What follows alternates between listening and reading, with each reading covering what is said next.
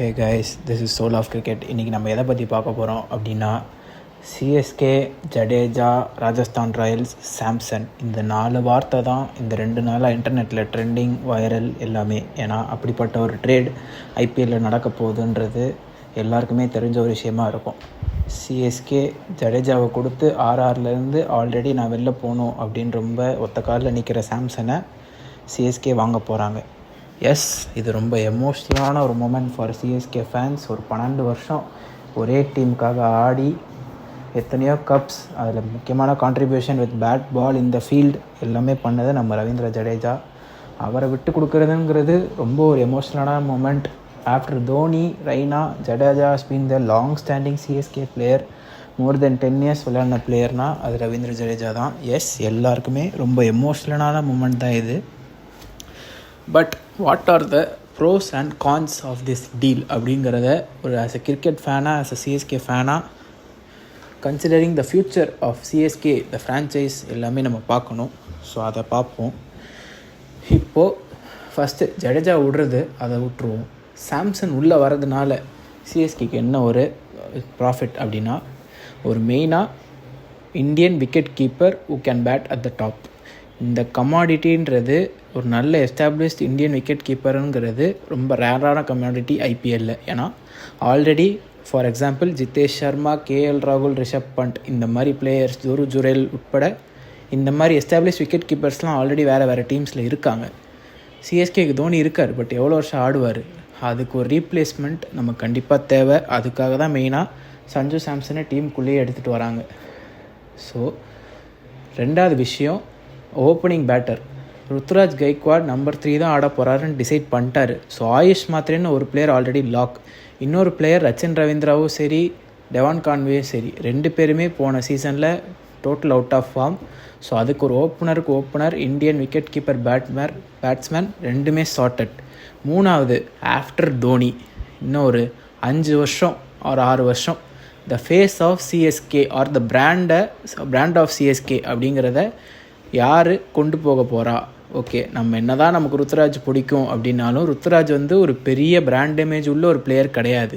அவ்வளோ பெரிய fan base இருக்கிற ஒரு பிளேயர் கிடையாது. எஸ், ஆப்வியஸாக சிஎஸ்கேக்கு பிடிச்ச சிஎஸ்கே ஃபேன்ஸ் எல்லாருக்குமே ருத்துராஜை பிடிக்கும், அதில் எந்த ஒரு டவுட்டுமே இல்லை. பட் சஞ்சு சாம்சனுக்கு அந்த பிராண்ட், அந்த இமேஜ், ஆல்ரெடி ஒரு பெரிய fan base in South India, Chennai, Tamil Nadu மட்டும் இல்லாமல் கேரளா, அவரோட ஓன் ஸ்டேட், எல்லா ஃபேன்ஸுமே அவர் ரொம்ப சப்போர்ட் பண்ணுவாங்க. ஆல்ரெடி சிஎஸ்கே ஃபேன்ஸோட ஃபேவரட் அது சஞ்சு சாம்சன்.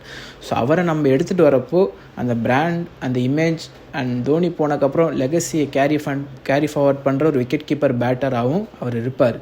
ஸோ இப்போ நம்ம ஜடேஜா நம்ம ஃபேவரட்டாக இருந்தாலும் அவரோட ஏஜ் 37. ஸோ இன்னும் ஒரு மேக்ஸ் டு மேக்ஸ் ஒரு 2 to 3 years ஆடுவார்னு வச்சுக்கலாம். இந்த ஐபிஎல் சைக்கிள் முடிகிற வரைக்கும் ஆடுவார்னு அசியூம் பண்ணிக்கலாம். பட் சாம்சனுக்கு 31 years தான். So you will play another minimum of 6 to 7 IPLs. So அதே மைண்டில் வச்சு தான் இந்த ஒரு ட்ரேடை அவங்க புல் ஆஃப் பண்ணியிருப்பாங்கன்னு எனக்கு தோணுது. அண்ட் ஜடேஜாவோட கான்ட்ரிபியூஷன்ஸ் இதை பற்றி யாருமே பேசுகிறதுக்கு ரெடியாக இல்லை. பட் லாஸ்ட் 2 yearsல அவரோட contribution with the bat, with the ball ரொம்பவே மீடியாக்கராக தான் இருந்திருக்கு.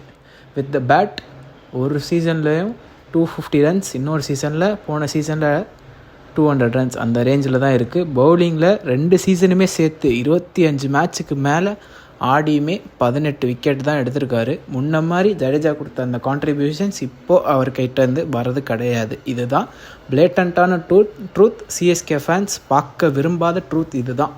பட் நம்ம எல்லாருக்குமே என்னென்னா ஒரு எமோஷன், ஜட்டு, தளபதி இதெல்லாம் சொல்லி நம்ம கூப்பிட்டு இப்போ இவர் நம்மளை விட்டு போகிறாரு அப்படின்னு தெரிஞ்சோடனே எல்லாருக்குமே உண்மையிலே ஒரு எமோஷன் தான்.